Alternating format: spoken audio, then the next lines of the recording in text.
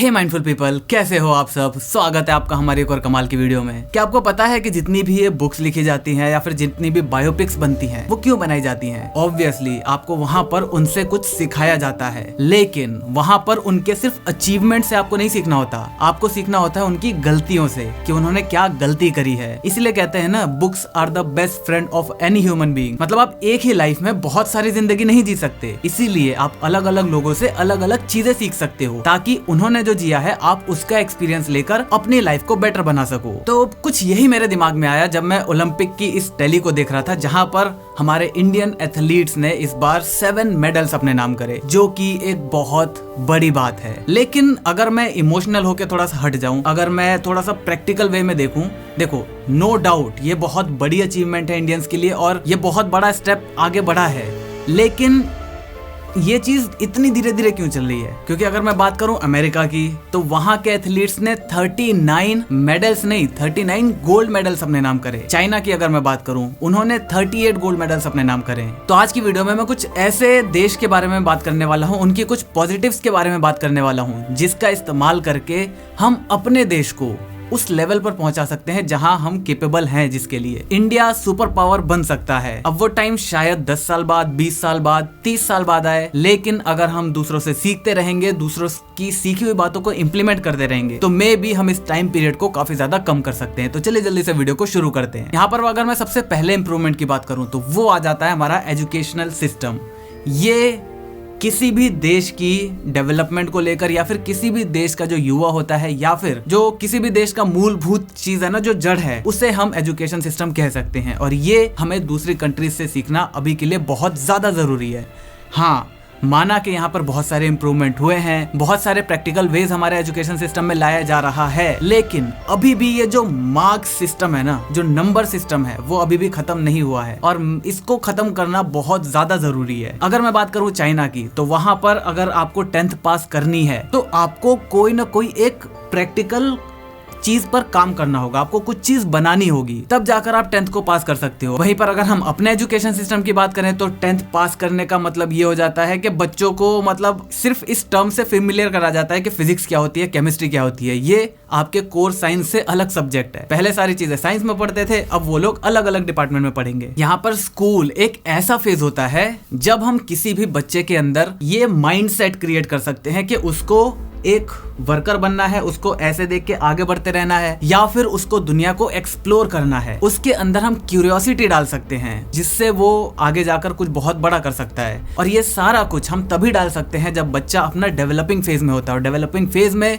वो सिर्फ स्कूल जाता है और कहीं नहीं। अगर हम बात करें क्रिएटिविटी की, तो इस पर कोई ध्यान नहीं देता। अगर किसी को आर्ट्स चाहिए तो सोसाइटी उसको एक्सेप्ट नहीं करती। यहाँ पर जो बच्चों को रट्टा लगाना सिखाया जाता है, उसकी जगह उन्हें प्रॉब्लम सॉल्विंग एबिलिटीज सिखानी चाहिए। उनके सामने प्रॉब्लम्स देनी चाहिए जिसको वो खुद सॉल्व करें प्रैक्टिकल वे से, जिससे दुनिया चलती है, ना कि जिससे जो बातें किताबों में लिखी हैं। उन्हें स्कूल में ही किसी भी चीज को लेकर उसके प्रोज और कॉन्स में डिवीजन करना आना चाहिए। आज जब नीरज चोपड़ा जैसे लोग मेडल्स लेकर आते हैं, तब जाकर हम अपने बच्चों को सोचते हैं कि हाँ, इन्हें स्पोर्ट्स में डालना चाहिए। लेकिन इससे पहले क्या, ओलंपिक से पहले क्या, अगर यहाँ पर इतने सारे मेडल्स नहीं आए होते तो बच्चे तो ऑब्वियसली यही कहते हैं ना कि स्पोर्ट्स किसी भी काम का नहीं है। तो जब तक ये चीज डेवलप नहीं होगी, तब तक कैसे हमारे देश के जो बच्चे हैं या फिर जो एथलीट्स हैं उनको बढ़ावा मिलेगा? यहाँ पर जापान एक ऐसा देश है जहाँ पर एजुकेशन सिस्टम इतना ज्यादा अच्छा हो चुका है कि वहाँ पर 10-10 साल के बच्चों को ये पता होता है कि भाई उन्हें लाइफ में करना क्या है। मतलब मेजोरिटी ऑफ बच्चों को पता होता है। अभी मैं कुछ टाइम पहले एक आर्टिकल पढ़ रहा था, वहां पर मैंने पढ़ा था कि एक स्कूल में 3 या 4 बच्चे ऐसे थे जो कि एक बहुत ही अच्छे लेवल के हैकर थे और वो क्लास 10th में थे। तो यहाँ पर डेफिनेटली एजुकेशन सिस्टम को, हमारे कोर को, जो हमारी रीढ़ की हड्डी है, उसको इम्प्रूव होने की जरूरत है। और चाइना हो गया, भले ही ये चाइना को हम कितना भी क्रिटिसाइज कर लें, चाइना, यूएस, जापान, इन सब से हम उनका एजुकेशन सिस्टम तो जरूर कॉपी कर सकते हैं या फिर उनसे इंस्पायर्ड हो सकते हैं। हमें पता है आगे आने वाली दुनिया पूरी की पूरी डिजिटल होने वाली है, तो हमें स्कूलों के अंदर ही डिजिटल मार्केटिंग सिखाई जानी चाहिए।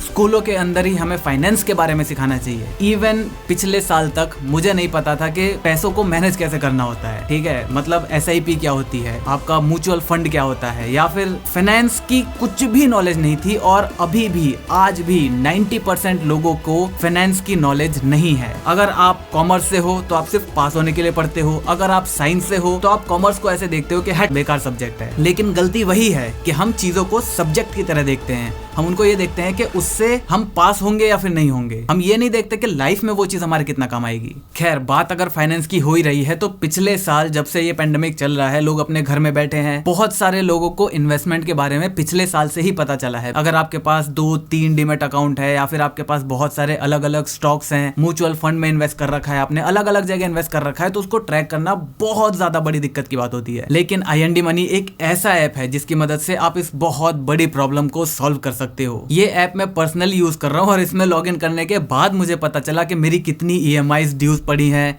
मेरे एसेट्स कितने हैं, मेरे लायबिलिटीज कितनी हैं। इवन आप अगर आपका कोई गोल है, जैसे आप चाहते हो कि जब मैं 30-35 साल का हो जाऊंगा तो मेरे पास एक अच्छी गाड़ी होनी चाहिए, BMW, Audi जो भी हो, तो आप यहाँ पर अपना फाइनेंशियल गोल भी सेट कर सकते हो। उसके बाद ये ऐप आपको खुद बताएगा कि आपको हर महीने कितना इन्वेस्ट करना चाहिए। और इसी के साथ साथ ये तो एक प्रॉब्लम सॉल्व हो रही है, साथ ही साथ यहाँ पर आप 0 ब्रोकरेज और 0 कमीशन फीस के साथ US स्टॉक्स के अंदर भी इन्वेस्ट कर सकते हो। एप्पल हो गया, गूगल हो गया, फेसबुक हो गया, हम सबको पता है कितनी बड़ी कंपनीज है और फ्यूचर में ये कितना बड़ा करेंगी। और यही US स्टॉक्स इंडिया में खरीदना बहुत ज्यादा मुश्किल था, लेकिन IND मनी ने इसको बहुत ज्यादा सिंपल कर दिया है। ये एक ISO सर्टिफाइड ऐप है जिसे गूगल की security assessment platform Bishop Fox ने अप्रूव किया है। इस ऐप के अंदर इतना सब कुछ है जो आपको कुछ सेकंड्स में या कुछ मिनट में बताना बहुत ज्यादा मुश्किल है। इसलिए नीचे दी हुई लिंक पर जाकर इस ऐप को अभी डाउनलोड करो और एक्सप्लोर करो, इन्वेस्टमेंट करना शुरू करो, अपने मनी को मैनेज करना शुरू करो, उसको एक ही जगह पर ट्रैक करना शुरू करो। इस ऐप की मदद से आप इन्वेस्टमेंट भी कर सकते हो, तो नीचे लिंक दी हुई है,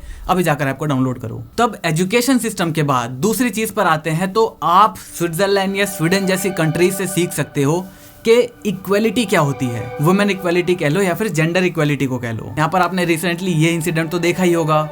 ये एक परफेक्ट एग्जाम्पल है कि कैसे यहाँ पर चीजें इक्वल नहीं है। वुमेन को एम्पावरमेंट चाहिए, उनको आदमी से कंधे से कंधा मिलाकर चलना है। एक लड़के में एक लड़की में फर्क नहीं होना चाहिए, ये हमारा देश कहता है, इस चीज को बढ़ावा दिया जाता है। तो यहाँ पर वो लड़की एक लड़के को मार सकती है, 22 थप्पड़ मार सकती है पूरी पब्लिक के सामने, सोशल मीडिया के सामने, मतलब पूरी दुनिया के सामने। लेकिन वहीं पर अगर उस लड़के ने हाथ भी टच कर दिया होता ना लड़की को, तो ये बवाल बन जाता पूरी कंट्री में। लेकिन हाँ, ऑब्वियसली ये सोशल मीडिया की वजह से हमारे भाई को जस्टिस मिला। लेकिन क्या हर जगह यहाँ पर CCTV कैमरास मौजूद हैं? अगर आप पब्लिक में चल रहे हो, आपकी गलती नहीं है, सामने से कोई लड़की आकर आपको कुछ भी करने लग जाती है, भीड़ जो है वो किसकी सुनेगी?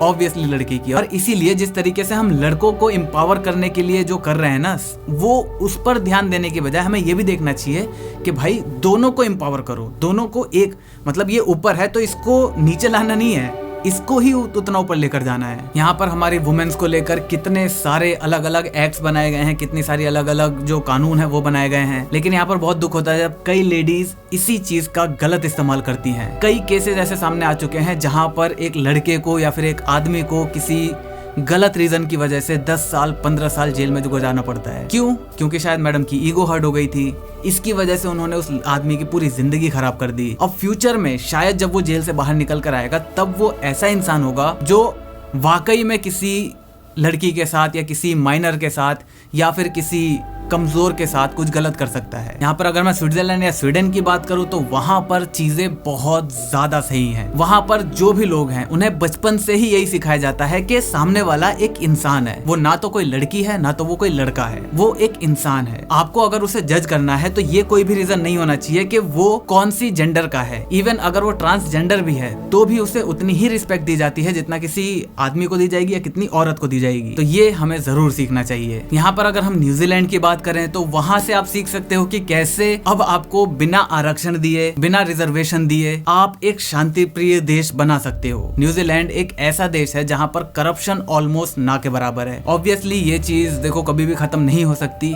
लेकिन वहां पर आपको सबसे ज्यादा कम वो चीज देखने को मिलती है। ऑब्वियसली वो एक कम पॉपुलेटेड देश है, तो वहां पर इतना ज्यादा वो चीज हो भी नहीं पाएगी, लेकिन फिर भी हम उनसे ये तो सीख सकते हैं कि यार एक बात बताओ, एक जनरल कैटेगरी का बंदा है, वो पूरी मेहनत करता है, सब कुछ करता है, उसके आते हैं 80% मार्क्स, लेकिन वो एक अच्छे कॉलेज में एडमिशन नहीं ले पाता। क्यों? क्योंकि वहां पर सीट रिजर्व है। किसके लिए? एक 45% वाले बंदे के लिए, जो वहां पर अपने टैलेंट की वजह से नहीं जा रहा, अपनी जाति की वजह से जा रहा है, अपने कास्ट की वजह से जा रहा है। तो एक ऐसा देश जो अपने प्रेस्टिजियस यूनिवर्सिटीज में उन बच्चों को भी जगह दे रहा है जो वहाँ के लिए डिजर्व नहीं करते, ये चीज दोनों के लिए खराब है। उस बच्चे के लिए भी, हमारी कंट्री के लिए भी। वो बच्चा वैसे तो चला जाता है कि मैं IIT में पढ़ने जा रहा हूँ, इंडिया के सबसे बेस्ट कॉलेज में पढ़ने जा रहा हूँ, लेकिन जब वो वहाँ पर जाता है तो उससे वो जो प्रेशर होता है वो हैंडल नहीं हो पाता। वहां पर फिर उसका बिल्कुल मन हट जाता है और वो उस सीट को ऑलमोस्ट बर्बाद ही कर देता है मोस्टली केसेस में। क्योंकि ऑब्वियसली यार जिसने 80% लाए हैं उसने मेहनत करी है, उसके बेसिक्स क्लियर हैं, वो एक इंजीनियर बनना चाहता है, वो एक साइंटिस्ट बनना चाहता है, वो कुछ करना चाहता है, लेकिन जिसके 45% मार्क्स आए हैं वो